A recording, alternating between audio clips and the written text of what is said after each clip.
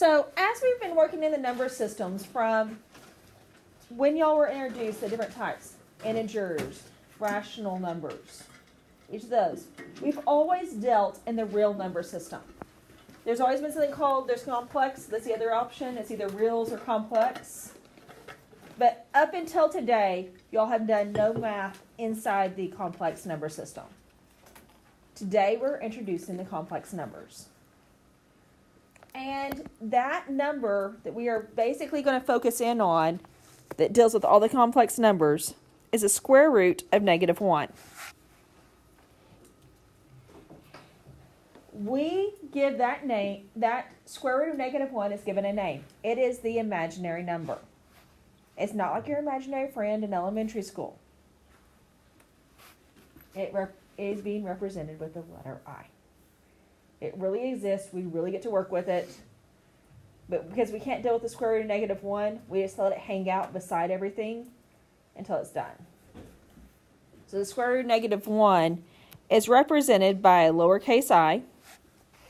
If it's ever written typeface, it will be in italicized. So if you want to try to make it look a little bit different, you can try curly Q it or something like that. I see people do that. I try to. It doesn't always work because I don't have great handwriting, but I do try to make it look different than my normal eyes. That way I know that it's a imaginary number, not just a lowercase I for a variable.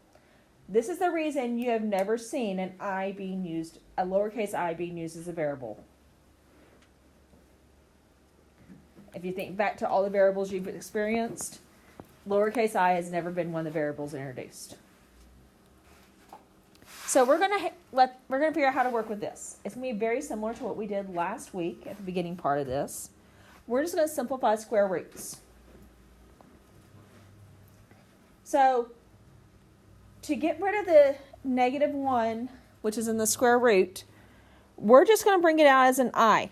That I is just going to hang out until the end. Now let's deal with the square root. 128, and you see that that's a positive 128 because I've already dealt with the negative by putting the I down. So that negative doesn't matter anymore. We've taken care of it. So 128 is divisible by what number? 2. Giving us? 64. Which is divisible by? 2. Giving us? 32. Which is divisible by? 2. Giving us? 16. Which is divisible by? 2. Giving us? 8. Which is divisible by? 2. Giving us? 4. And then that gives us 2. and 2. Now, that last 2 I did not put in a box because it is a prime number. And so I don't put a box around my prime numbers. So I'm looking for my sets. So I have a set of 2s. I have another set of 2s. And I have a third set of 2s. Those each get brought out once.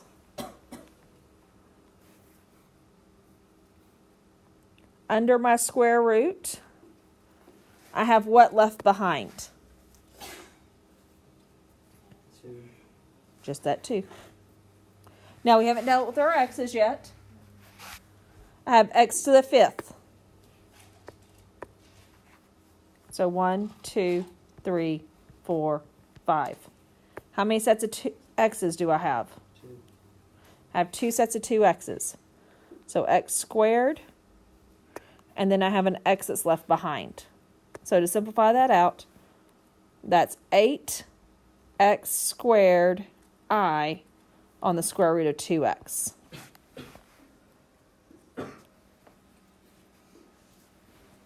So I represents that square root of -2 or -1. And everything else is just like we did last week. That's the reason I wanted y'all to work with simplifying radicals, as I knew we'd go ahead and do it this week anyways with the negatives, and I wanted to give y'all a little more practice with it. Next week, we should be testing on, but in next week we'll be testing on this content. So, On problem 2, I have negative 15 on the square root of 48n squared. Is there an imaginary number involved with this? No. Yes, the first one, the negative Is it under the square root? no. Since this negative is not under the square root, it works just like we did last week. There's no imaginary number here. Because a negative 15 is not under the square root. So we're going to take that 48 and we're going to simplify it. What's 48 divisible by? 2. Leaving us 24. What's 24 divisible by? 2. Leaving us 12. What's 12 divisible by? 2. Leaving us 6, which is divisible by? 2. Leaving us 3. And so how many sets do I have? 2. 2 sets of 2. So that negative 15 just hung out. It gets brought down. Then we had those 2 sets of 2. Then under my radical, I have what so far? A 3. Now let's take our ends. I have 2 ends. How many sets of ends do I have? 1. So that means 1 end gets brought out. So now I simplify all my numbers. Negative 15 times 2 is going to be a negative 60. N on the square root of 3. I'm done. There's no I here because there's no negative numbers under the square roots.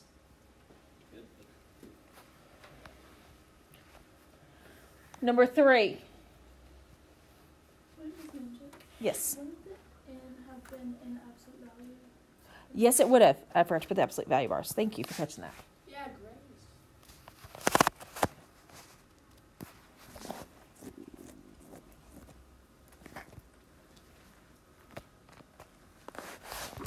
And on this one, is there an imaginary number involved?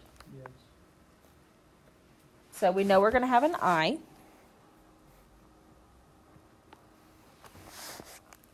We know we had that negative 4 hanging out. Now let's work with that 144. Is 144 a perfect square? Yes. Yes. So I can take the square root of that and end up with 12. So I have a set of 12s. So 12 gets brought out. So R's. Do I have a set of R's? Yeah. So an R gets brought out. Is there anything left under the square root? No. The I. Well, the I technically is under the square root. It's the square root of negative 1, but we don't think of it. There's no square root. We have to write the answer, is there? So, good catch. The I is technically under the square root. So it's negative 48 R in absolute value bars. I.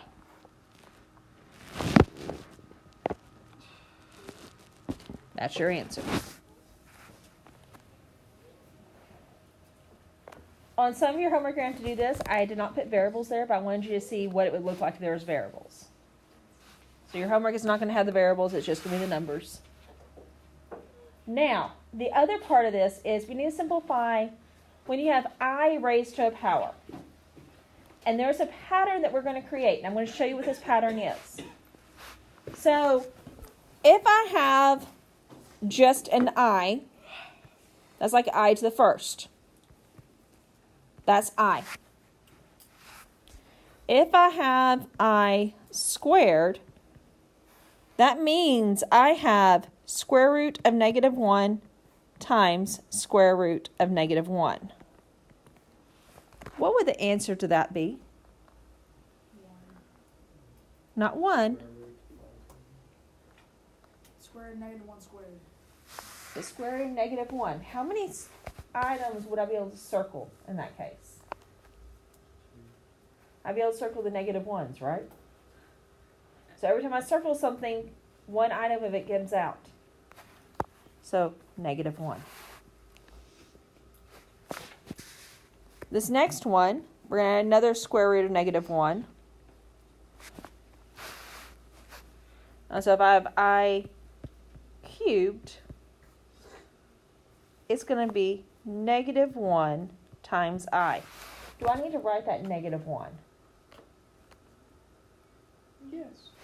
No, you Or can do- put No, negative because the I. I equals negative 1. So I can just write it as Negative I. negative I, because it's understood to have a 1 coefficient. So I to the 4th. So we're going to add another square root of negative 1. So these two make negative 1. These two make a negative 1. So when I multiply those together, I get 1.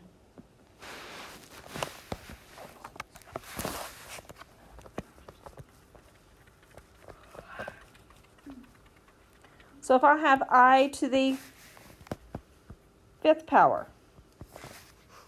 so that means I have a square root of negative 1 times a square root of negative 1 times a square root of negative 1 times a square root of negative 1 times a square root of negative 1. So these two make negative 1. These two make negative 1. Then I'm left with this guy left behind, I. So negative 1 times negative 1 is Negative 1. And it's 1. 1, Just 1. because negative times a negative is a positive. So you're left with just I. So what if I said I to the 6th power? It's 1. So if I add another square root of I, Be negative 1. so that's going to become a negative 1, giving us an answer of 3 negatives make a negative. 1 times 1 times 1 is 1. So, negative 1. So look at the pattern. I, negative 1. Negative I, positive 1. I, negative 1. What's the next one going to be? Oh, it's Negative going to I. be negative I, and it's going to be One. and then I and negative 1. And so how many what do I have before I repeat the pattern? and negative 1. So how many I's do I go through? So after what number do I repeat? 6. 5. After the 4th, Oh. I repeat. And so instead of you having to list out like what I was doing here to figure it out, there's a shortcut. We're going to go back to elementary school before y'all started working with decimals. And we're going to go back to how you divided in elementary school with remainders. So when you're dividing, what is dividing creating? You're finding out how many groups of certain numbers. So we're trying to see how many groups of 4 we can create. So we want to see how many of these little pods of 4 we can create. Every single time it creates a group of 4, that means I'm multiplying by 1. Does that make sense? So if I'm multiplying by 1, does it change anything? So I don't have to worry about those guys. What I need to worry about is how many pieces do I shade and what's left over. And so what we're going to do is we're going to take this 214 and we are going to divide by 4. So I took my exponent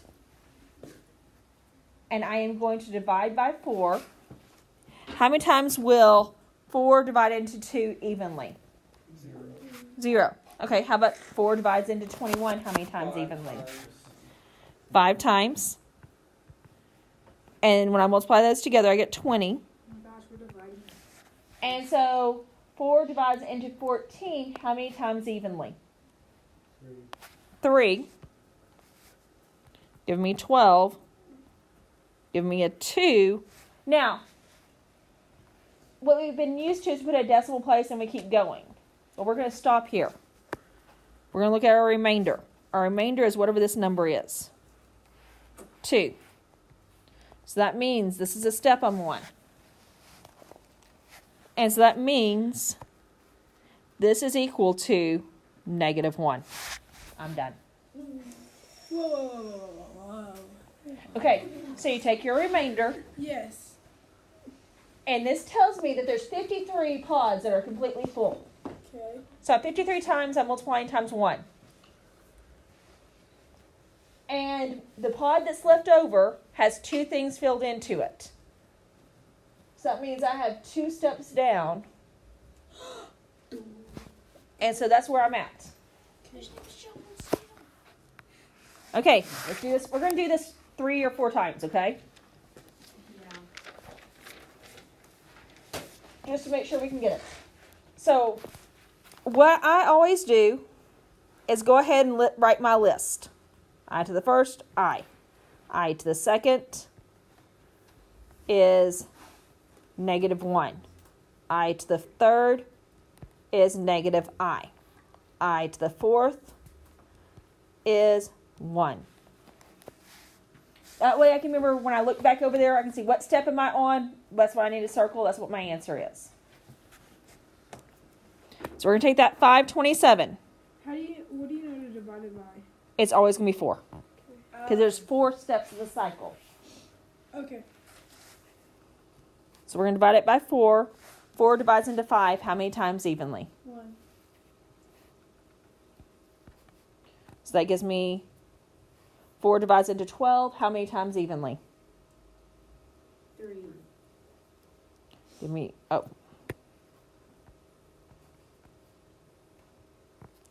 4 divides into 7. How many times evenly? Once. Give me a 3. So my remainder is 3. So I circle that step. That means my answer is -I.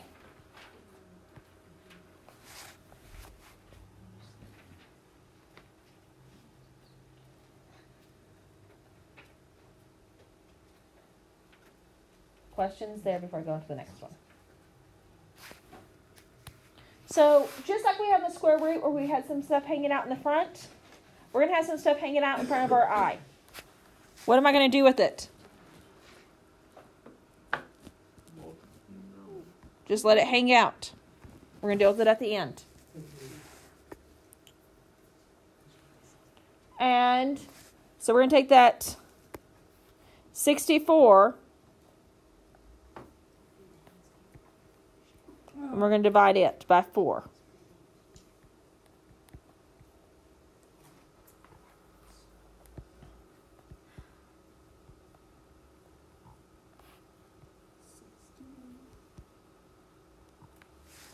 And so if I divide 64 divided by 4, it will go into this evenly once. Put the 4 down. Bring the 4 down, and that's going to be We get 16. What's my remainder? 0. So that means I have 16 full groups. So each of those groups represents a 1, right? What would my answer be for I to the 64th? 16. Just I. Not I. Just 0. If we have 16 groups full, how much is left over? 0. This is nothing.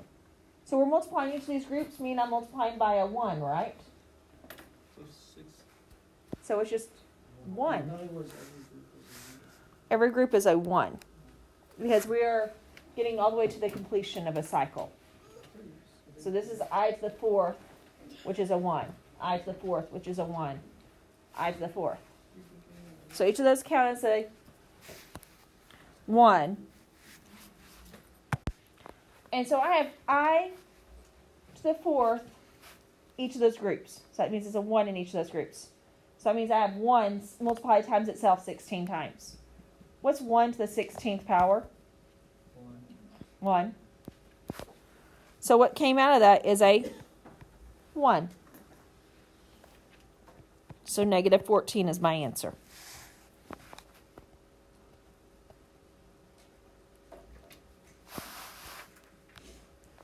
Let's do one more. Negative 25 times I to the 47th.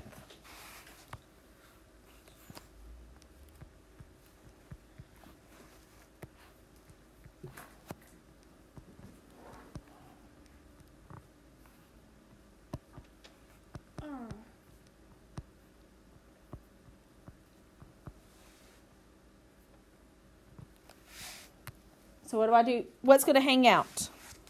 The 25. Negative 25. What am I going to divide? The 47 by 4. 4 divides into 4 one time. So you have 7 left over, and that goes into that once. And you have a remainder of 3. And So it means which step am I on? the negative I.